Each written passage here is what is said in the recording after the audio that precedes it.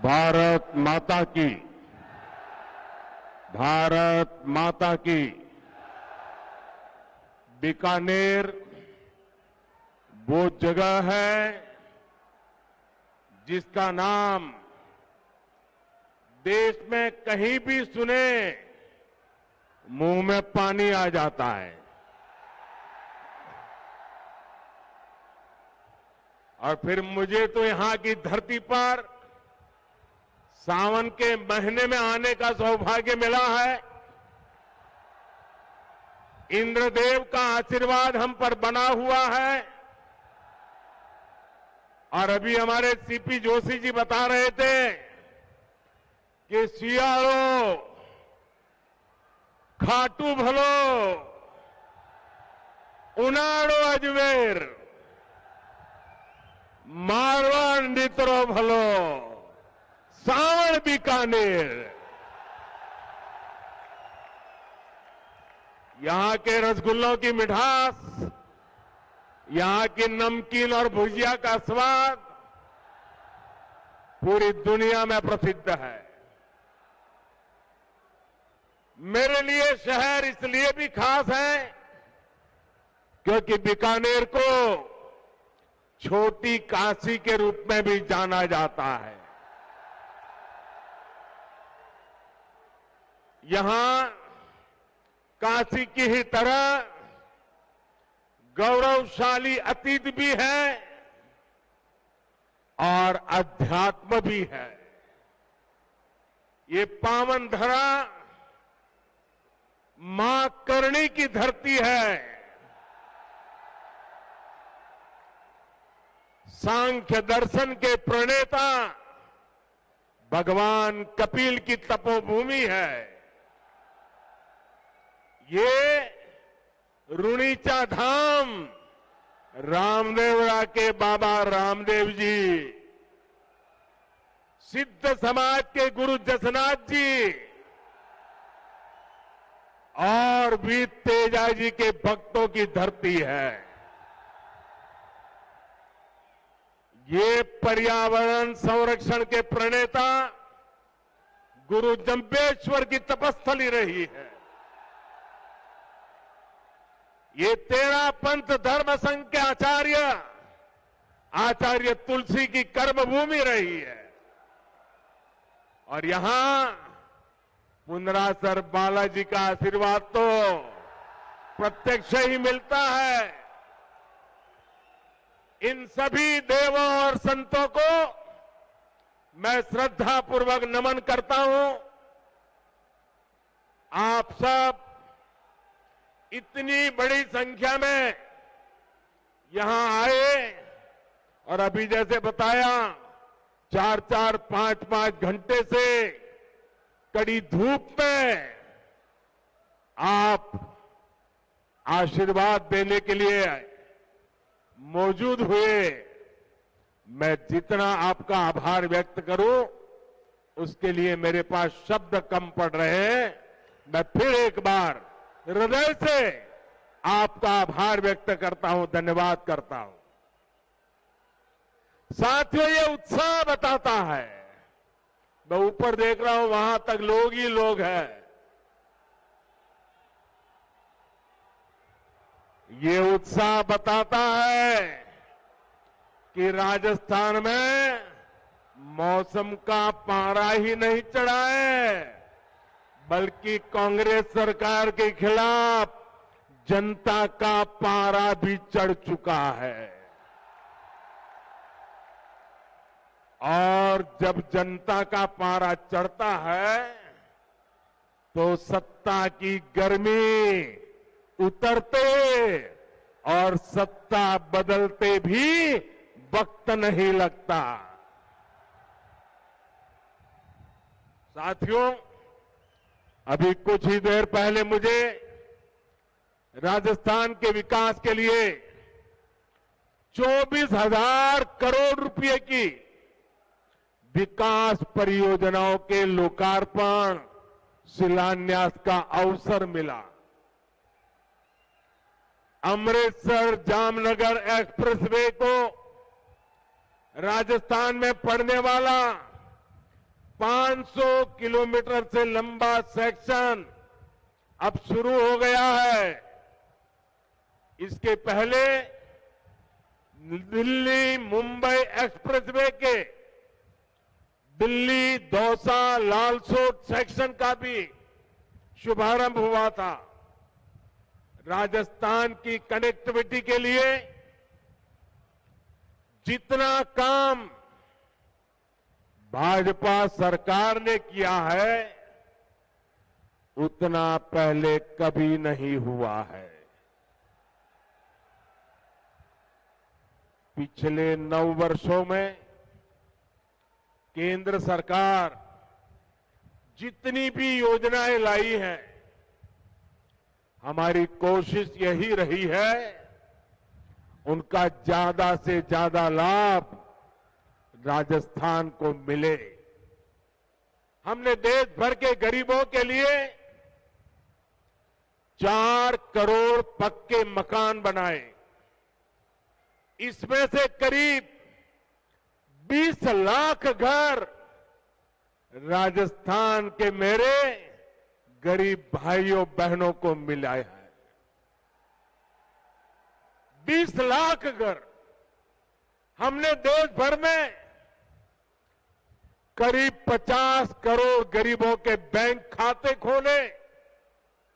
इस वजह से राजस्थान के 3 करोड़ गरीबों को पहली बार बैंक की सुविधा मिली। कोरोना के मुश्किल समय में यही बैंक खाते गरीबों की सबसे बड़ी ताकत बने। भाई और बहनों, विकास पूरी तरह से जनता तक तब पहुंच पाता है जब देश और प्रदेश की दोनों सरकारें साथ मिलकर ईमानदारी से काम करें। पिछले 4 वर्षों में राजस्थान में हालात इसके बिल्कुल उलट रहे हैं। हम दिल्ली से योजनाएं यहां राजस्थान में भेजते हैं, लेकिन यहां जयपुर में कांग्रेस का पंजा उस पर झपटा मार देता है। कांग्रेस को राजस्थान के लोगों की परेशानी से, आपकी दिक्कतों से कोई लेना देना नहीं है। अब आप देखिए, घर घर पीने का साफ पानी पहुंचाने की भाजपा सरकार की योजना से भी अब कांग्रेस सरकार को परेशानी है। जिस राजस्थान को जल जीवन मिशन में सबसे टॉप पर होना चाहिए था, वो सबसे धीमा करने वाले राज्यों की लिस्ट में शामिल है। आज देश के 130 से ज्यादा जिले ऐसे हैं जहां 100% घरों में नल से जल पहुंचा है। इनमें से पूरे देश को 130 जिले, और इसमें से राजस्थान का एक भी जिला नहीं है।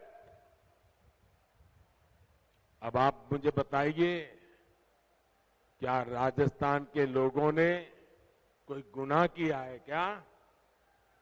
किस बात की सजा दे रहे हो?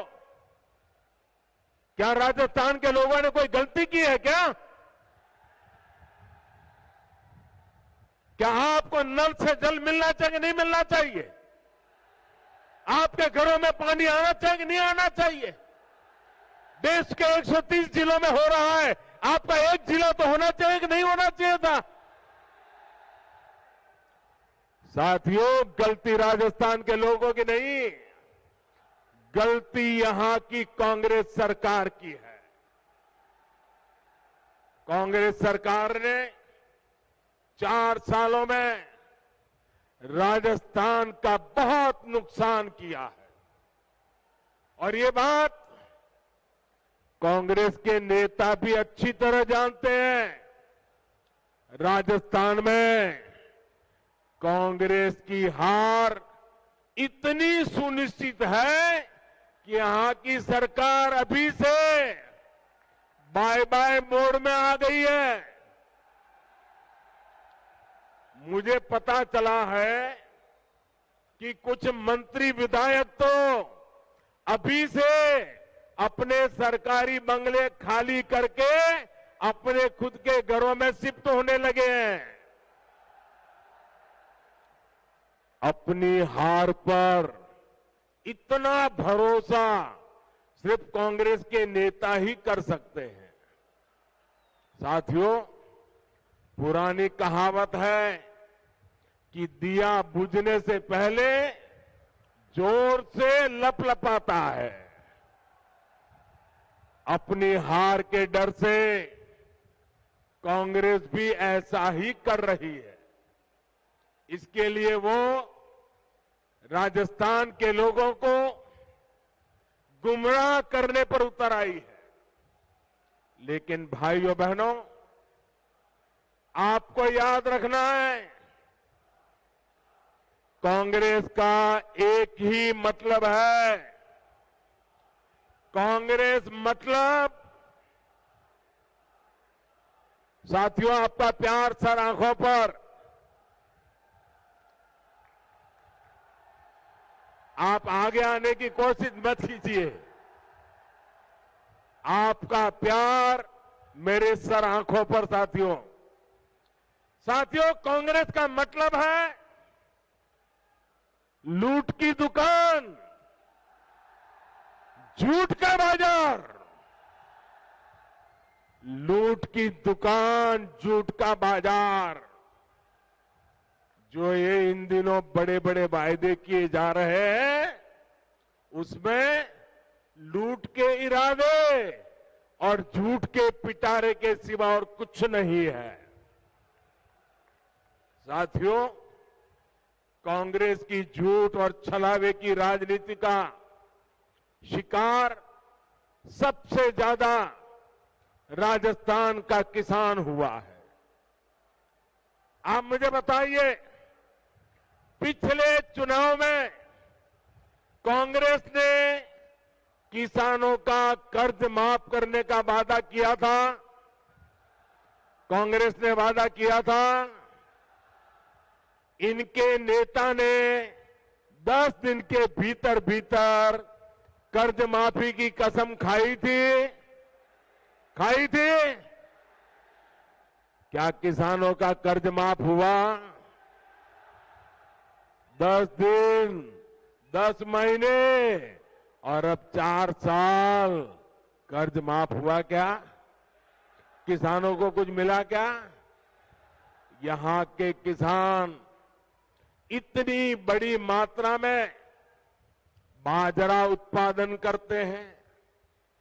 हमने मोटे अनाजों को श्री अन्न के तौर पर प्रमोट किया, दुनिया में पहुंचाने का बीड़ा उठाया है।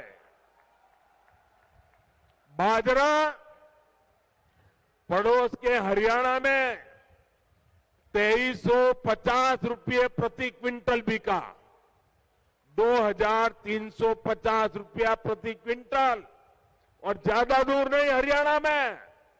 और यहां राजस्थान में वही बाजरा किसान 1300 रुपये में बेचने को मजबूर हो गया।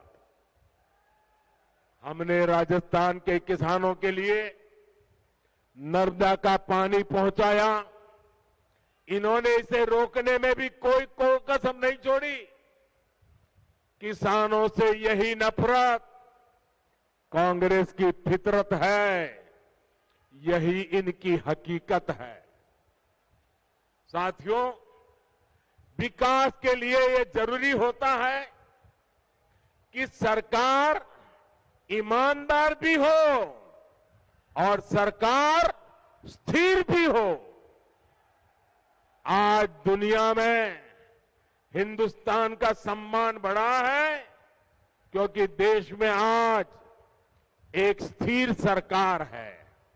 आपने स्थिर सरकार बना करके मुझे काम करने का मौका दिया है। जिन जिन प्रदेशों ने लगातार स्थिर सरकारों को चुना है, डबल इंजन सरकारों को चुना है, वहां प्रदेश भी तेजी से विकास कर रहे हैं। लेकिन राजस्थान में जब से कांग्रेस सरकार आई है, इन्होंने क्या किया? 4 साल से पूरी कांग्रेस पार्टी और सरकार बस आपस में लड़ रही है। हर कोई एक दूसरे की टांग खींच रहा है। अपने अपने गुट को मजबूत बनाने के लिए खुलेआम सौदेबाजी हो रही है। एक खेमे के विधायकों को ट्रांसफर, पोस्टिंग और लूट की खुली छूट मिली हुई है ताकि वो दूसरे गुट में भाग न जाए। ये लड़ाई केवल खेमों तक ही नहीं है, सारे मंत्री भी आपस में लड़ रहे हैं कि इस विभाग में लूट का काम मुझे मिले, वो मुझे लूटने दिया जाए। इस विभाग का काम उस विभाग को क्यों दिया गया? इस मंत्री कमीशन उस मंत्री के पास कैसे चला गया? पूरी राजस्थान सरकार इसी खींचतान में लगी पड़ी है। और इस पर पूरी खींचतान के बीच राजस्थान के मुख्यमंत्री अपने बेटे का भविष्य बचाने में जुटे हुए हैं। उन्हें राजस्थान के बेटे बेटियों की कोई चिंता नहीं है। इस वजह से भी कई मंत्री विधायक उनसे खार खाए हुए हैं। आप मुझे बताइए साथियों, क्या ऐसे लोग राजस्थान का भला कर सकते हैं? राजस्थान के युवकों का भला कर सकते हैं? राजस्थान के गांवों का भला कर सकते हैं? राजस्थान के किसानों का भला कर सकते हैं? इन लोगों से राजस्थान के विकास की कोई उम्मीद नहीं की जा सकती है भाइयों।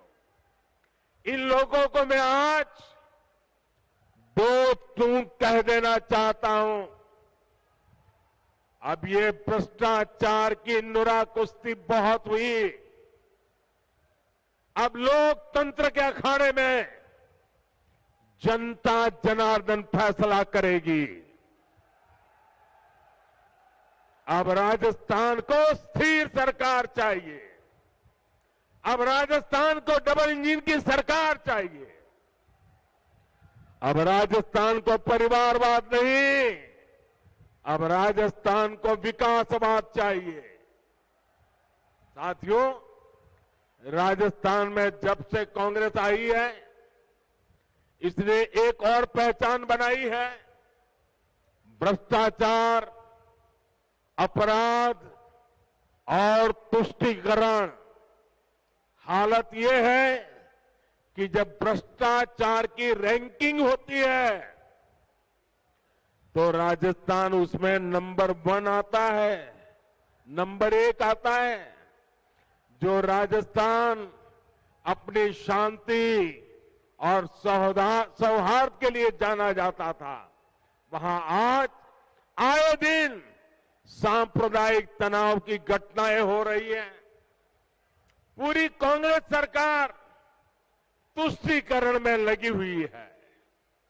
यहां सिस्टम इतना बेखौफ हो गया है कि पेपर लीक की एक अलग इंडस्ट्री खुल गई है।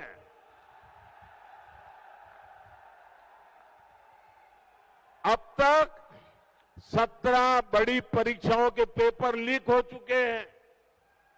यानी यहां युवाओं के भविष्य से खुलेआम खिलवाड़ हो रहा है। साथियों, हर जगह स्कूल कॉलेजों को राजनीति से बाहर रखा जाता है ताकि बच्चों का भविष्य खराब न हो। लेकिन राजस्थान में कांग्रेस की लूट ने शिक्षण संस्थानों को भी नहीं बख्शा। यहां के शिक्षक मुख्यमंत्री के सामने आकर कह रहे हैं कि तबादले के लिए खुली घूस चल रही है, लेकिन कहीं कोई सुनवाई नहीं हो रही। भाइयों और बहनों, महिलाओं के खिलाफ अपराध के मामले में, बलात्कार के मामले में राजस्थान सबसे आगे है। हालात ये है कि यहां रक्षक ही भक्षक बन रहे हैं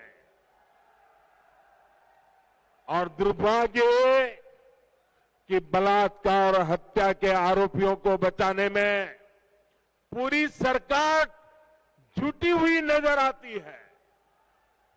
अपने वोट बैंक की राजनीति के लिए हमारी बेटियों पर गलत नजर डालने वालों को कांग्रेस संरक्षण दे रही है।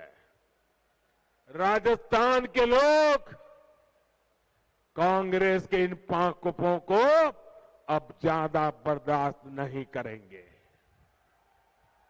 ये महिलाओं के सम्मान की, उनकी आन बान की धरती है। ये राजस्थान की धरती है। ये मां पन्ना धाय की धरती है। ये वो धरती है जहां हाड़ा रानी ने अपने पति को युद्ध में भेजने के साथ ही अपना बलिदान दे दिया था। आत्मसम्मान और धर्म की रक्षा राजस्थान की रगों में है। इस पर कीचड़ उछालने की हिम्मत करने वाली कांग्रेस को राजस्थान कभी माफ नहीं करेगा। साथियों, कांग्रेस एक ऐसी पार्टी है जो अगर सत्ता में रहती है तो खा खा कर देश को खोखला करती है, और जब ये सत्ता से बाहर जाते हैं तो देश को गाली दे देकर बदनाम करने लगते हैं। इनको भारत की प्रगति से इतनी तकलीफ है कि इनके नेता विदेश में जा जाकर के भारत को गाली देते हैं। आपको याद होगा, जब जब देश की सेना ने शौर्य दिखाया है, तब तब इन्होंने सेना को भी नीचा दिखाने के लिए क्या कुछ नहीं बोला। सेना कहती है हमने पाकिस्तान में आतंकियों के अड्डे तबाह किए, सर्जिकल स्ट्राइक की, तो कांग्रेस कहती है कि सबूत दिखाओ। हमारी वायुसेना पाकिस्तान में एयर स्ट्राइक करती है तो ये कहते हैं कि कुछ हुआ ही नहीं। कांग्रेस को सेना और सैनिकों से हमेशा दिक्कत रही है। इसलिए वीरों की धरती राजस्थान, जहां से इतने युवा सेना में जाते हैं, उनसे कांग्रेस चिढ़ी रहती है। हमारी सेना के जवान कितने वर्षों से वन रैंक वन पेंशन की मांग कर रहे थे। वर्षों तक कांग्रेस की सरकारों ने उसकी उपेक्षा की। यही नहीं, सेना के काम में भी ये लोग झूठ और धोखेबाजी से बाज नहीं आए। वन रैंक वन पेंशन के लिए हजारों करोड़ रुपए की जरूरत थी, लेकिन कांग्रेस सरकार कागज पर केवल 500 करोड़ रुपए दिखाकर ओआरओपी को धोखा दे रही थी। हमारी सरकार ने वन रैंक वन पेंशन लागू किया। पूर्व सैनिकों को इसके तहत करीब 65,000 करोड़ रुपए मिले हैं। राजस्थान के भी हमारे करीब 1.25 लाख पूर्व सैनिकों को इसका लाभ मिला है। इससे पता चलता है कि भाजपा और कांग्रेस की सोच में क्या फर्क है, भाजपा और कांग्रेस की नीयत में क्या फर्क है। कांग्रेस अपनी सियासत के लिए देश के नुकसान और अपमान से कभी भी नहीं चूकती। भाजपा के लोग देश के लिए पद प्रतिष्ठा सब कुछ बलिदान करने से भी नहीं चूकते। साथियों, हमारा बीकानेर देश का सीमावर्ती जिला है। संकट के समय ये जिला सबसे पहले देश की रक्षा के लिए खड़ा होता है। लेकिन कांग्रेस सरकार ने इस जिले की भी उतनी ही उपेक्षा की है। कांग्रेस ने दशकों तक सीमावर्ती इलाकों को जानबूझकर विकास से वंचित रखा। आज हम बॉर्डर पर हाईटेक सड़कें बना रहे हैं। सीमावर्ती गांवों को विकास को पहली प्राथमिकता बनाकर हमने वाइब्रेंट विलेज स्कीम शुरू की है। लेकिन इन सभी प्रयासों का पूरा लाभ तभी मिलेगा जब यहां डबल इंजन की सरकार होगी। इसके लिए हमें अभी से तैयारियों में जुट जाना है। जीत तय मानकर भाजपा के कार्यकर्ताओं को मेहनत में कमी नहीं करनी है। हमें दूसरे की कमजोरियों पर नहीं, अपने परिश्रम पर भरोसा करना है। साथियों, मैं पिछले दिनों राजस्थान में जहां जहां गया, जो जनसैलाब मैंने देखा है, राजस्थान के लोगों का जो मक्कम निर्धार देखा है, इसलिए मैं आज दावे से कहता हूं कि बहुत ही जल्द राजस्थान की सरकार का जाना तय है। साथियों, आप इतनी बड़ी संख्या में आए, मुझे भरोसा है कि आप राजस्थान में डबल इंजन सरकार बनाने के लिए भी कोई कसर नहीं छोड़ेंगे। इसी विश्वास के साथ आप सभी का बहुत बहुत धन्यवाद। मेरे साथ पूरी ताकत से बोलिए, दोनों हाथ ऊपर करके बोलिए, भारत माता की, भारत माता की, भारत माता की। और जैसे अभी हमारे बीकानेर के सांसद मेघवाल जी नौ रंग की बात करते थे, इस नवरंग को चमकाने के लिए इस शुभ अवसर पर मैं आप सबसे आग्रह करता हूं, अपना मोबाइल फोन निकालिए, उसका फ्लैश चालू कीजिए और इस नवरंग का प्रकाश लोगों को पहुंचाइए। हर किसी के मोबाइल फोन का फ्लैश चालू कीजिए। शाबाश। दूर